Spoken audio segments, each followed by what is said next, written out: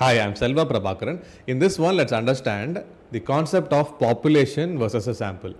We will also see how you can estimate the population's parameters from a given smaller sample. To understand this, let's take a simple example. Let's take the example of coconut trees. Out there are so many coconut trees in the real world. We really don't know that number, but for the sake of understanding, let's assume there are 1 billion coconut trees in the real world. And we are interested in finding out what is the average yield of this population of 1 billion trees.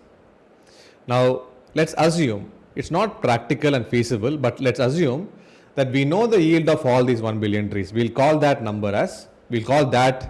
value or variable as yi. All right, the I represents the trees number.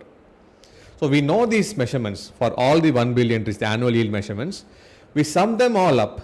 We add up the annual yields of all of these trees and divide by 1 billion. That would give us the mu value, which is the representation for population mean. Whenever you see the symbol mu, it represents the population's mean. So likewise, how we have the formula for the mean, population mean, we have a formula for the population's standard deviation sigma. And this here is the formula xi. Here this should be yi here because the measurements are yi, right? So yi minus mu, which is the population mean, divide by the total number of trees. Here in this case it is the 1 billion, n equal to 1 billion. This is the formula for the population standard deviation. Of course, both of these are not feasible to actually individually calculate. However, let's assume that we know these numbers. The mu is equal to 155 and the standard deviation is 50. And say we assume it follows a normal distribution. A distribution something that looks like this, right? On this, in this graph, the x-axis here, on the x-axis, we have the average annual yields. We have the annual yields on the x-axis.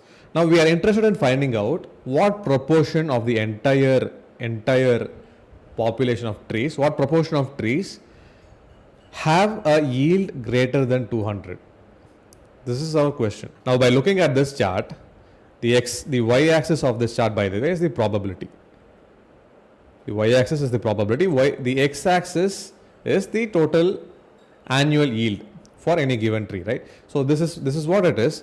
We want to know what is the probability that the yield is going to be greater than 200, which represents this region of this chart, isn't it? So the probability would be the area under this shaded region divided by the entire area that you have here for the curve.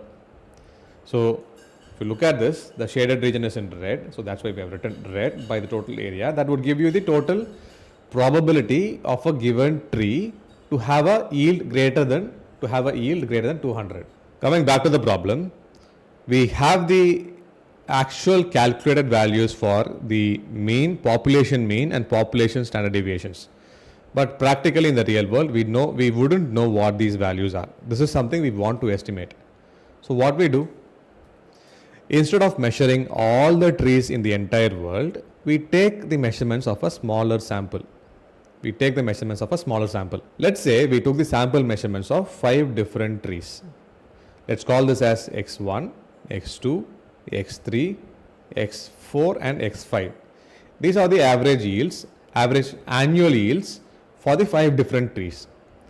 We want to know the mean. So what we do, we add up all these 5 values and divide by 5. That would give you the value, say it got the value 145. That is what we refer to as the sample mean. In a similar way, we use these 5 measurements to compute the sample's standard deviation also. So only these 2 values we are practically able to estimate in the real world. We don't know what these values are. So our aim now is to use the calculated values from the sample. For example, we have the sample standard deviation as 45. This is calculated. Use this to estimate the population parameter. Now look at this. This is the formula for standard deviation. More specifically, this is the standard deviation of the sample, S for sample here. We also have a formula for the standard deviation for the population. Here, look at this, the denominator, instead of having n, we have n minus 1. In the next video, we will look at the exact reason for why we are replacing n by n minus 1 in more detail. But for now, understand that the sample standard deviation in this form, where you have the n in the denominator, in this form, cannot be used as a direct substitute as population standard deviation, because this formula right here sort of underestimates the standard deviation of the population. This topic, however, needs a lot more explanation, so we will see that in detail in the next one. Also, look at this. In most statistical softwares, see, this is in Excel. When you start typing the formula for standard deviation, you will get two versions of standard deviation, stdev.p. This is the one for population standard deviation, and stdev.s is the sample standard deviation. Now, another important thing to observe is, we know that the population estimates or population calculated values for mean and standard deviation to be 155 and 50. With a 5 item sample, we saw the mean and the standard deviation to be a certain numbers. In general, as you increase the sample size, for example, we are going from 5 items to 30 items, the estimates for the mean as well as the standard deviation gets closer to the population, and we get more confidence as we keep increasing the sample size. So if you have a very large size sample, the chances are the estimates that you get from that large size sample is more accurate than a sample that is having much smaller size. Now, before we close, one final aspect to this is, say we have a 5 item sample and it gave a mean of 145 and 45 standard deviation here. It could very well be the case that you could draw another sample of the same size 5 and you could get a completely different mean, say 153 or something different number, and the standard deviation also can vary.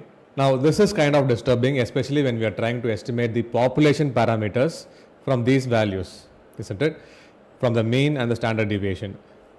So in such situations, we can use something like the p-values to tell if, even though these values are different from our estimates from sample to sample, are they significantly different from each other. Only if they are significantly different, which is identifiable through p-values, we need to be concerned that this sample came from a different population compared to the other sample. We will see the concept of p-values, confidence intervals and all these things in lot more detail, in very clear detail in future upcoming lessons. But for the next one, let's understand why we are dividing by n minus 1 when trying to estimate the population parameters.